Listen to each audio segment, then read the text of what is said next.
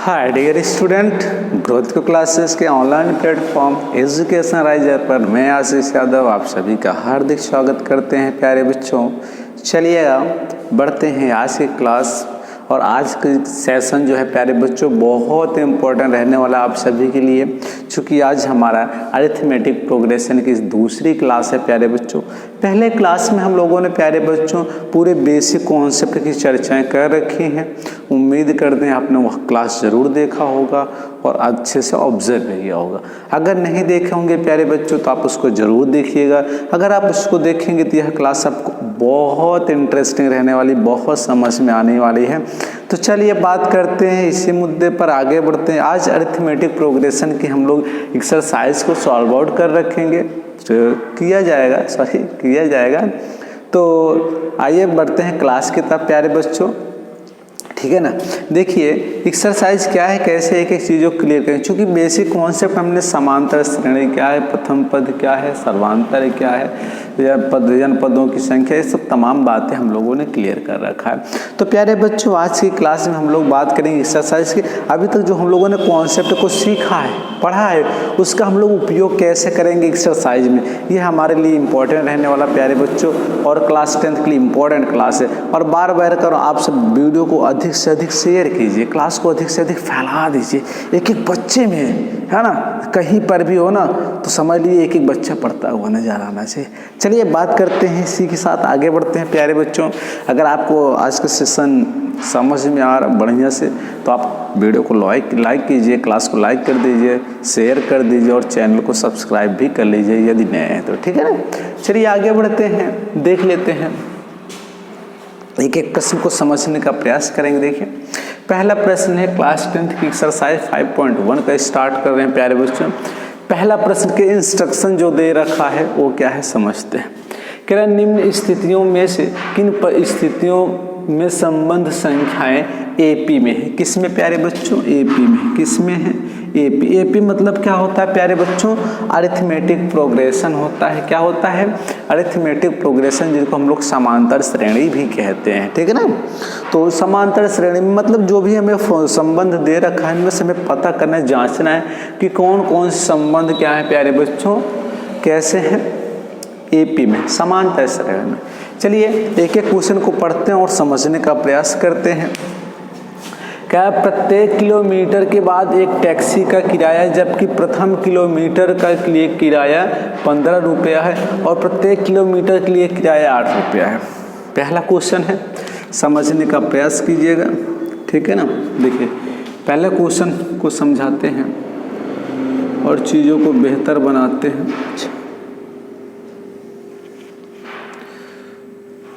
देखिए आप पहला क्वेश्चन हो,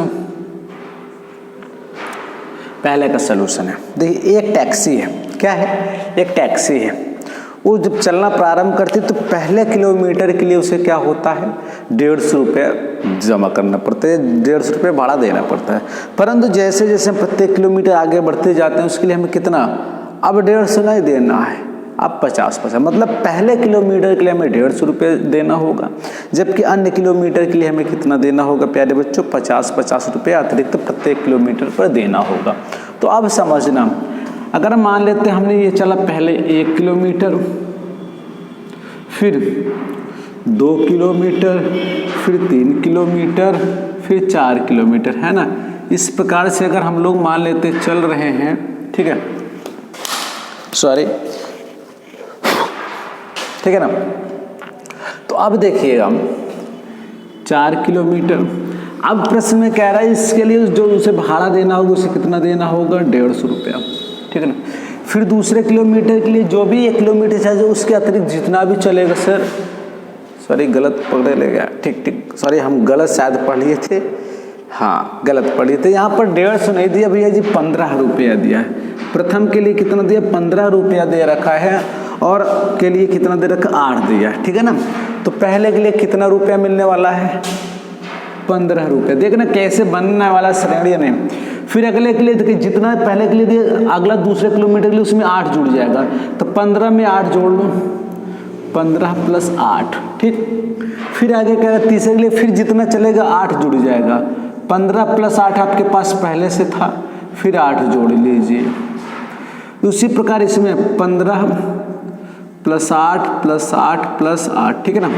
तो ये हमारा केवल समझाने के उद्देश्य, एक्चुअल में हमें जो क्वेश्चन को ऐसे सॉल्व नहीं करना है, ठीक है ना। क्वेश्चन को जो सलूशन होगा वो आपको कुछ यूं तरीके से लिखना होगा, वो आपको केवल समझाने के लिए हमने प्यारे बच्चों लिखा था। तो जो इससे बनेगा, जो श्रेणी बनेगी, श्रेणी जो बनेगी वो क्या बनेगी देखिएगा। पहले तो 15 मिला, ठीक, फिर 15 में 8 जोड़ो तो 8 × 5 = 13, 23 प्राप्त होगा। 23 के बाद 23 में 8 जोड़ो तो 31 प्राप्त होगा। ऐसे ऐसे आपका प्राप्त होगा, ठीक है ना।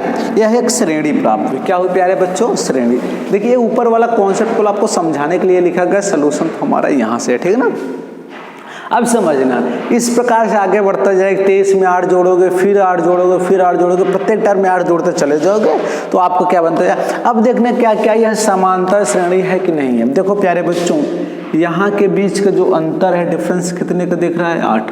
आप सभी को पता, चूंकि इन दोनों के बीच में हमने 8 ही तो जोड़ा था। फिर ये दोनों आपके मैटर सेम थे, फिर इसमें कितना जोड़ा था? 8 जोड़ा था। तो बात हुई, इनके बीच का जो डिफरेंस देखें कितना मिलने वाला? 8। अब देखिएगा, तो यहाँ से हम लोग क्या निकालते हैं प्यारे बच्चों?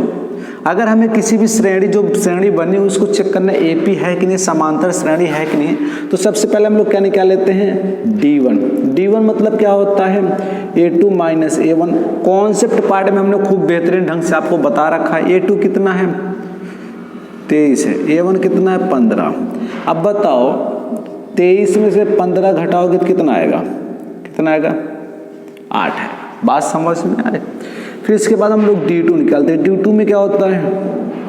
A3 - A2। सेम पैटर्न में होगा। तो 31 है, 31 में से कितना निकालो? 23। तो D2 कितना आ रहा है प्यारे बच्चे? D2 भी कितना आ रहा है? 8। कितना आ रहा है?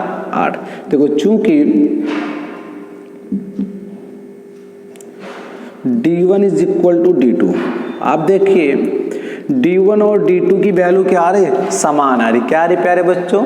समान आ रही। अब देखिए जब समान आ रहा है प्यारे बच्चों, तो यहाँ सभी बच्चे देखिए, हमने कहा था वह श्रेणी, अगर परिभाषा की पहली लाइन आप सभी को याद हो, हमने कहा था वह श्रेणी जिसके प्रत्येक पदों के बीच का अंतर कैसा हो? समान हो। वह श्रेणी जिसके प्रत्येक पदों के बीच का अंतर क्या हो? समान हो। जो डिफरेंस हो कैसा हो? कॉमन हो। तब उससे हम लोग क्या कहते हैं? समांतर श्रेणी कहते हैं। अब देखो यहाँ पर डिफरेंस कैसे आ रहा है? इक्वल आ रहा है। इसलिए ये श्रेणी क्या थी? 15, 23 और 31 है ना। इन एपी लिख लो या एपी है? एपी में या एपी है, समांतर श्रेणी है।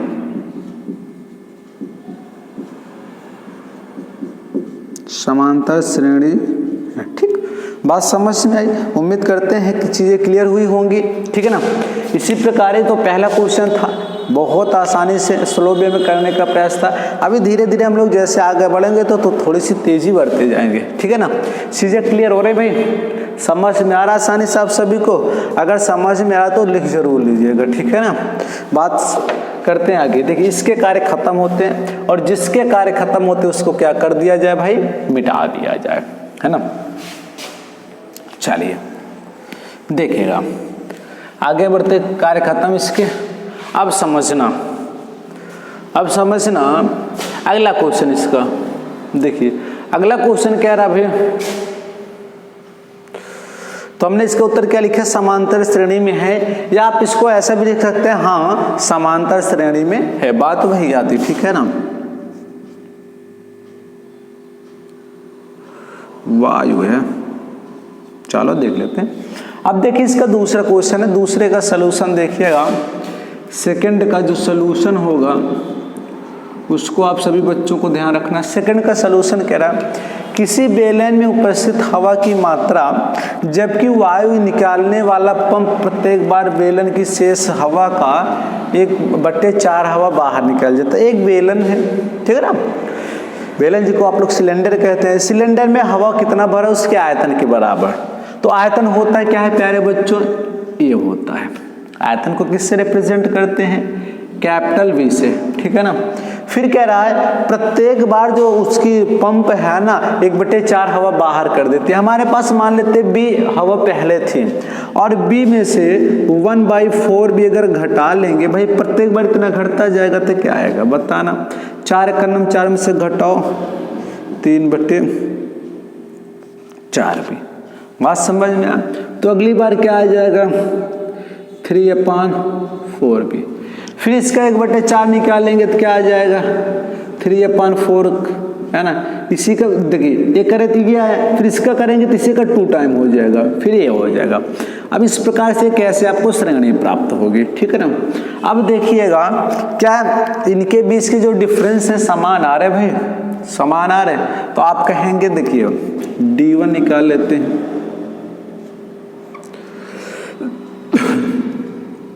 D1 3/4 V माइनस V, 4 में से घटाएंगे तो -1/4 V, बात सही है ना, माइनस।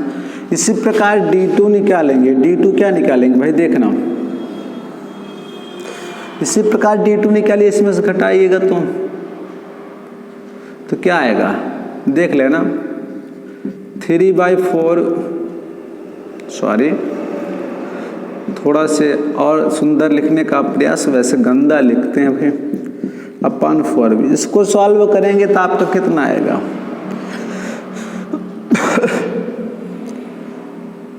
3/4 है ना, बी ये कॉमन कर लेंगे तो कितना आएगा भाई, घट नहीं पाएगा ना।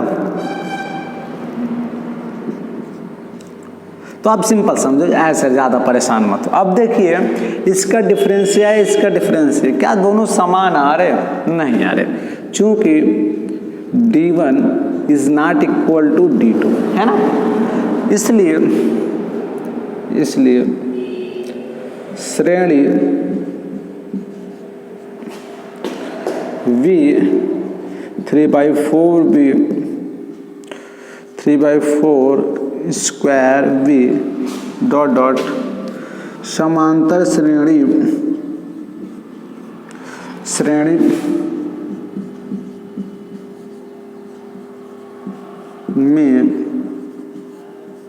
नहीं, ठीक है। इसलिए जो भी श्रेणी प्राप्त हुई हमें समांतर श्रेणी में नहीं, ठीक है प्यारे बच्चों, चीजें क्लियर हुई, आई होप आपको समझ में आ रहा होगा। तो बिल्कुल जैसा कह रहा है आप वैसे करते चले जाओ, आसानी से आपके कार्य हो जाएंगे, ठीक है। आगे बढ़े, अगला क्वेश्चन लेते हैं, फटाफट थोड़ी तेजी से बढ़तेंगे क्योंकि क्लास काफी लंबी हो जाएगी आपकी। चलिए लिख लिए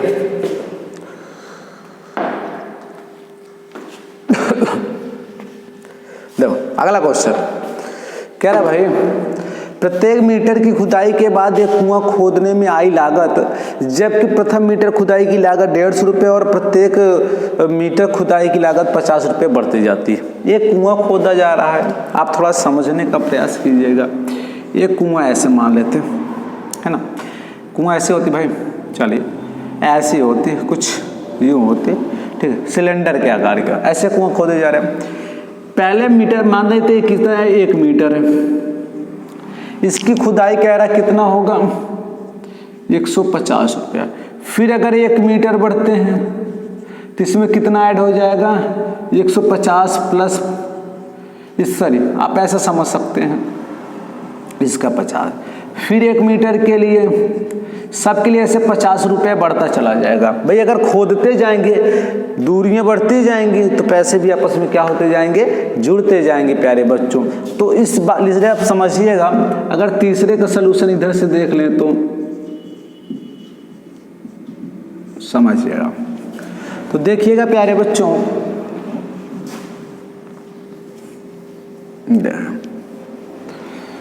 देख अब इसका श्रेणी बनाया जाए तो देखिए क्या होगा। सबसे पहले तो देखिए श्रेणी क्या बनेगी, पहले तो 150 रुपये मिले, ठीक, फिर 150 में 50 जोड़ लीजिए, देखिए कहाँ ये 50 है ना, और 150 कहाँ है ई है, ठीक है ना। पहली बार 150, फिर 50 जुड़ेगा, फिर 50 जुड़ेगा, प्रत्येक पद में 50 जोड़ते चलिए। अच्छा 150 में 50 जोड़ो तो 200 आता है, ये सबको पता होगा। फिर 200 में 50 जोड़ोगे तो 250 आता है, फिर 250 में 50 जोड़ो तो 300 आता है। बस करो भाई, ठीक है ना, ये बात। अब देखिएगा यहाँ से अगर D1 निकाला जाए प्यारे बच्चों, D1 होता क्या है, A2 माइनस A1। A2 कितना है, 200, कितना है 200। A1 कितना है, 150। और 200 में 150 घटाओ तो कितना होता है, 200 में 150 घटाओ तो 50 आता है। वैसे भी आप देखोगे जोड़ा कितना गया है, 50-50। D2 निकालो, D2 कैसे निकलेगा, A3 माइनस A2। भाई देखिए A2 कितना है, 200, A3 कितना है, 250। 250 में 200 घटाओ कितना आने वाला है, 50। कितना आने वाला है, 50। अब देखो चूंकि D1 is equal to D2, D1 is equal to D2, इसलिए श्रेणी क्या, श्रेणी क्या है, 150, 200, 250, थोड़ा गंदा लिखते हैं भाई, डॉट डॉट डॉट, समांतर श्रेणी, समांतर श्रेणी है, ठीक है ना। तो ये क्या होगा, समांतर श्रेणी है। समांतर श्रेणी होने की कंडीशन क्या होती है प्यारे बच्चों, परिभाषा से क्लियर है, क्योंकि अगर प्रत्येक पदों के बीच का जो डिफरेंस होगा इक्वल होगा तो क्या होंगी, समांतर श्रेणी। बातें क्लियर हो रहा है। चले आगे बढ़ते हैं, अगले क्वेश्चन की तरफ बढ़ते हैं प्यारे बच्चों। देखिए अगला क्वेश्चन यूं कहता है प्यारे बच्चों कि देखिएगा, पढ़ने का प्रयास करते हैं। देखिए कह रहा है खाते में प्रत्येक वर्ष, अच्छा ये खाते हैं, थोड़ा से मिट गया भाई। देखिए खाते में प्रत्येक वर्ष का मिश्र धन, जबकि 10,000 की राशि पर 8% वार्षिक ब्याज की दर से चक्रवृद्धि जमा होती, तो आपको ये बताना है कि क्या है। तो कि जब इसका जो हम लोग श्रेणी बनाएंगे तो चक्रवृद्धि ब्याज निकालते कैसे, आप सभी को पता है। P CI is equal to 1 + R/100 की पावर n, ठीक है ना। तो देखिएगा, देखिए मूलधन कितना है, इसकी जो श्रेणी बनेगी पहले श्रेणी समझने का प्रयास कीजिएगा। मूलधन कितना है, 10,000, ठीक है ना। रेट कितना है, 8/100। ये भाई पहले वर्ष के लिए ना, चूंकि अलग अलग वर्ष के लिए फिर ऐसे, ठीक है ना। 1 + 8/100 की पावर 2, कॉमा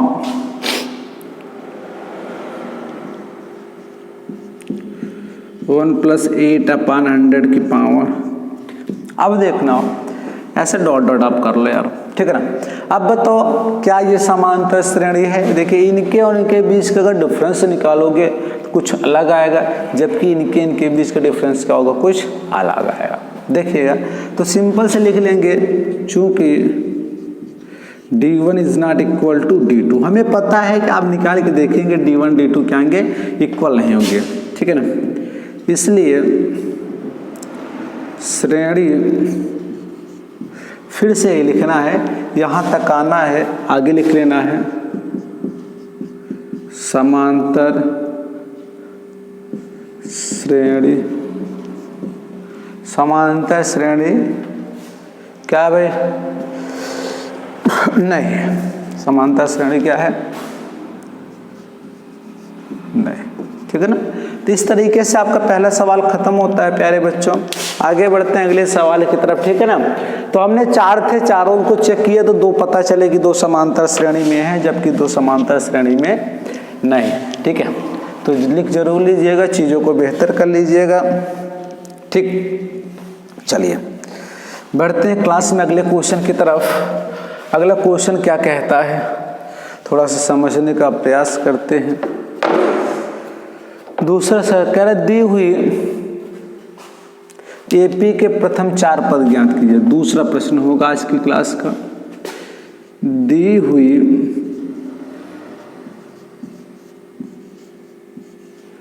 एपी के प्रथम 4 पद ज्ञात कीजिए। ठीक है ना। चलिए अब इसके पहले का सलूशन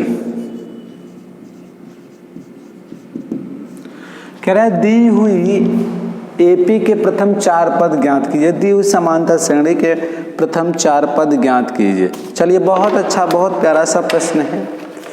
देखिएगा, देखिए पहले में क्या दे रखा, पहले के लिए ए बराबर आपको दे रखा है, बुक में दिया है ए बराबर डी बराबर। डी बराबर क्या होता है प्यारे बच्चों, 10 दे रखा है। कितना दे रखा है, 10 दे रखा है। चलिए ए बराबर 10 दे रखा और बी बराबर भी 10 दे रखा है। अगर हमें श्रेणी बनानी होती तो क्या होती है प्यारे बच्चों, आपको याद होगा एपी की बात करते हैं तो एपी कैसे बनती, ए प्लस डी, ए प्लस 2d, ए प्लस 3d।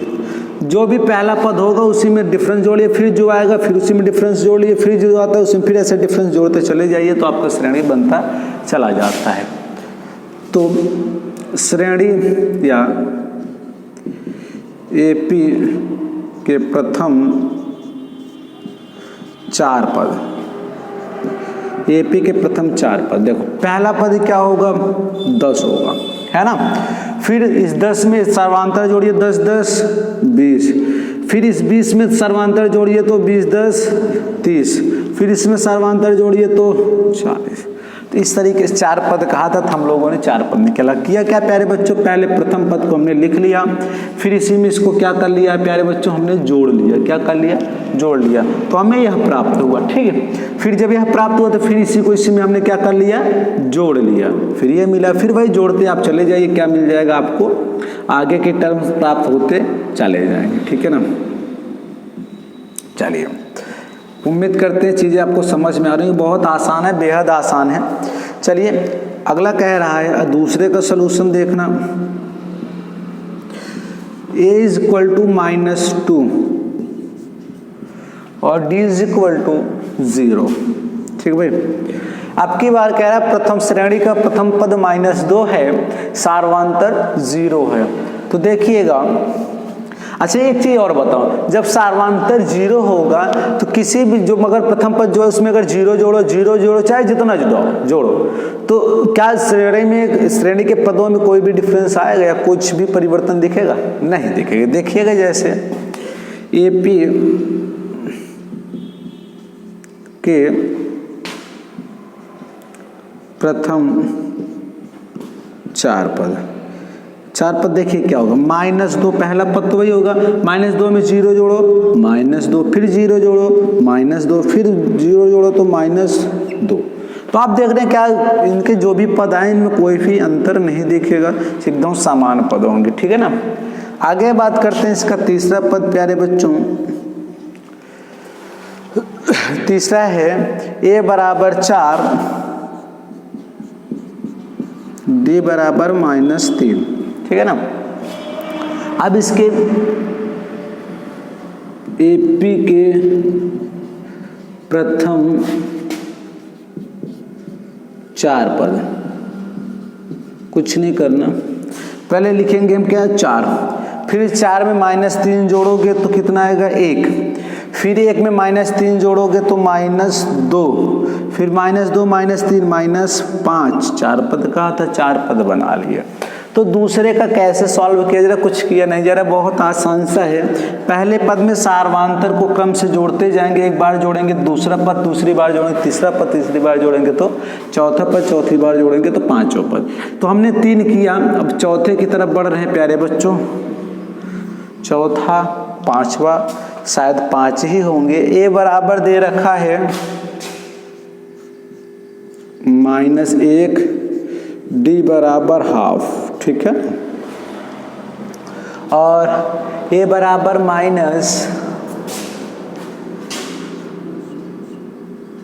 ए बराबर -1.25 और डी इज इक्वल टू क्या दे रखा है, -0.25। ठीक है भाई, देखिए जैसे तीन ये बने वैसे ये भी बनेंगे कि ये तो हम कर दें, चाहिए तो आप SW में भी कर सकते हैं, कर देना भाई। नहीं कहोगे सर दशमलव आ गए तो आप हमारे लिए छोड़ दे रहे हैं, परेशान मत हो, हम कर दे रहे हैं। देखिए चौथे का सलूशन आप देखिएगा, एक एक को करके चलेंगे। तो देखिए ए बराबर कितना लिखा है, -1, डी बराबर 1/2। तो देखिएगा AP के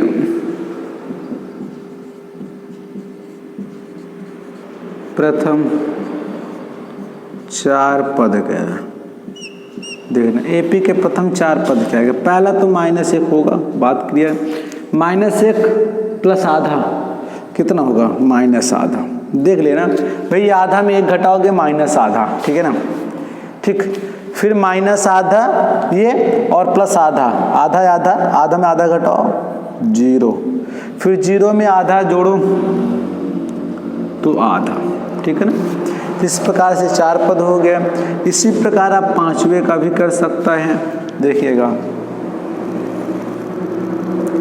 AP के प्रथम 4 पद क्या आएंगे प्यारे बच्चों, देखिएगा पहले तो -1.25 रहेगा, ठीक है। फिर जब इसको जोड़ोगे समान पद वाले, समान चिन्ह वाले पद हैं तो -1.50 होगा। आप जोड़ लीजिएगा, 125 में 25 जोड़ोगे तो 150 आएगा, 0.2 अंक पे था, लगा दिए। फिर इसी को जोड़ोगे तो -1.75, फिर जोड़ोगे तो -2.0। तो ये इसके 4 पद आ जाएंगे। तो आई होप चीज़ें क्लियर हुई होंगी, आपको बिल्कुल आसानी से करने का प्रयास था प्यारे बच्चों, ठीक है। चले आगे बढ़ें और ठीक है, चलिए बात करते हैं इसके अगले क्वेश्चन का। अगला क्वेश्चन सवाल नंबर 3, ये हो गया, मिटा दें इसको। चले सवाल नंबर 3,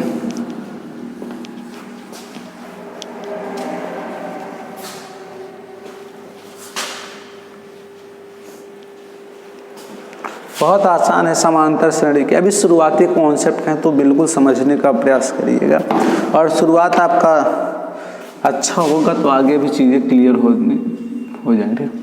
सवाल नंबर 3, निम्नलिखित में से प्रत्येक AP के लिए प्रथम पद एवं सर्वांतर निम्नलिखित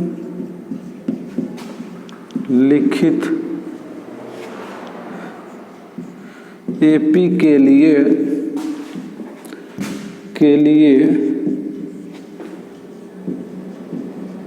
प्रथम पद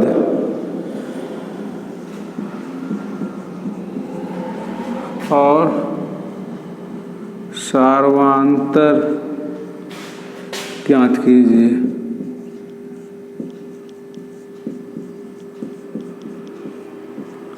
ठीक है, निम्नलिखित AP के लिए प्रथम पद एवं सर्वांतर ज्ञात कीजिए। देखिएगा पहला इसका लिख रखा है प्यारे बच्चे, पहले चारों क्वेश्चन लिख देते हैं फिर एक एक को सॉल्व करते हैं ना। पहले क्या लिख रहा है, -1 -3। दूसरा क्या लिख रखा है, -5। और इसका तीसरा क्या लिख रखा है, तीसरा लिख रखा है भाई 1/3, 5/3 और 9/3। और इसका चौथा क्या लिख रखा है, चौथा लिख रखा है भाई, चौथा क्या लिख रखा है 0.6, 1.7, 2.8। ठीक है ना। ये क्वेश्चन है कह रहे हैं निम्नलिखित एपी के, बिल्कुल केयर कीजिए, बहुत आसान, बहुत इंटरेस्टिंग हो, जो मजेदार है। देखिए कह रहा है निम्नलिखित एपी के लिए प्रथम पद और सार्वधातर ज्ञात कीजिए। चलिए 3 1 -1 -3 -5 -1 3 7 ये दे रखे। तो मतलब आपको श्रेणी दे रखी प्यारे बच्चों, इससे क्या क्या निकालना है? एपी के लिए प्रथम पद निकालना और क्या निकालना है? सार्वधातर। क्या निकालना प्यारे बच्चों? आप सभी को पता है कि ए को क्या कहते हैं? प्रथम पद कहते हैं। सार्वधातर को किससे रिप्रेजेंट करते हैं? डी से। तो कहने का मतलब आपसे इस प्रश्न में क्या पूछ रहा है? ये पूछ रहा है और डी पूछ रहा है। क्या पूछ रहा है? ये पूछ रहा है और डी पूछ रहा है। तो चलिए भाई पहले का सलूशन देख लेते हैं सभी बच्चे। पहले का सलूशन, ठीक है ना? देखिए पहला एपी क्या है? देखना एपी क्या रखा? 3 1 -1 -3, ठीक है ना?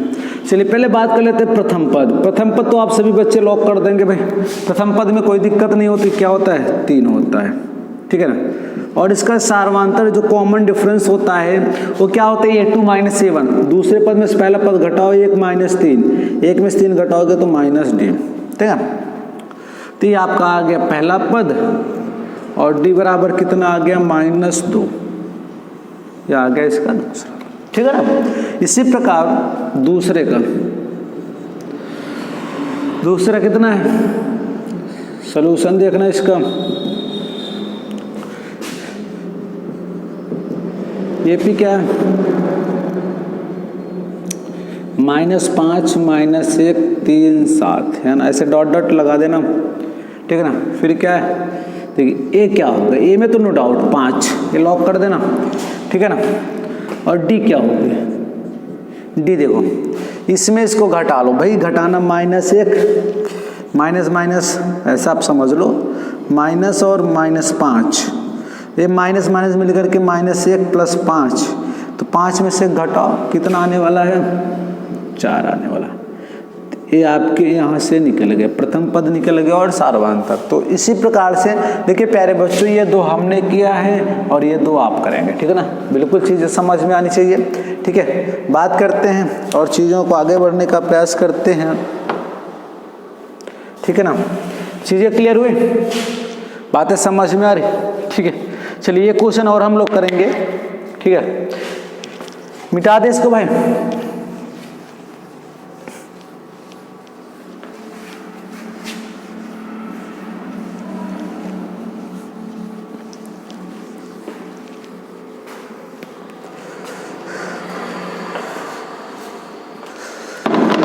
अगला क्वेश्चन है क्वेश्चन नंबर 4। कह रहा है निम्नलिखित में से कौन कौन एपी हैं?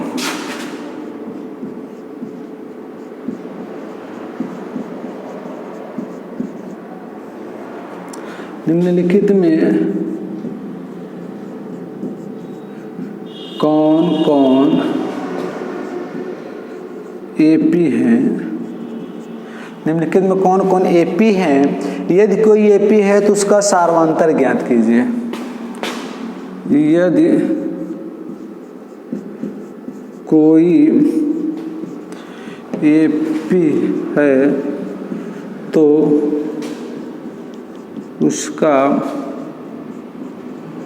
सार्वधातर ज्ञात कीजिए।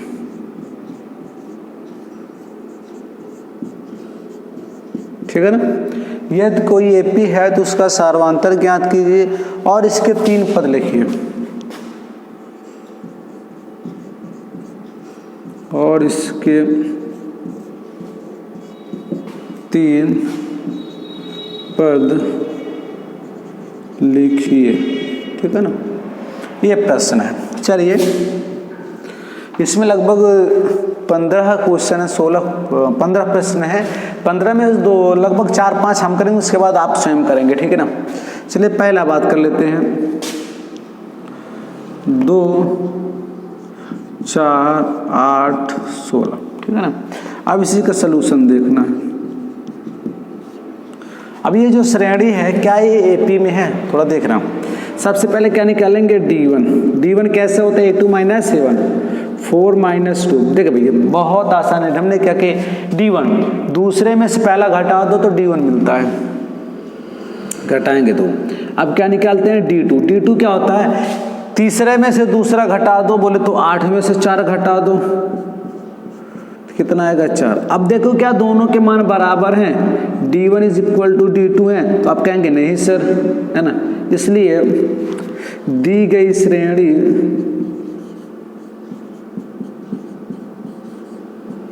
अब बताओ अगर D1 और D2 कॉमन डिफरेंस इक्वल नहीं है तो क्या दी गई श्रेणी समांतर है, नहीं, तो आप कहेंगे समांतर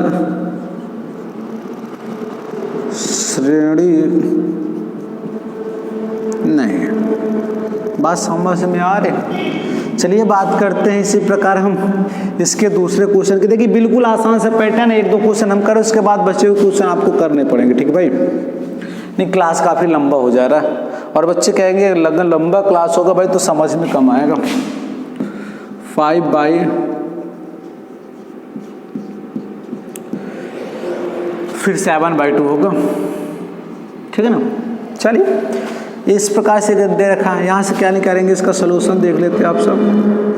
देखिए क्या निकालना है, D1 पहला क्या निकालेंगे, D1 के इसमें से इसको घटाओ।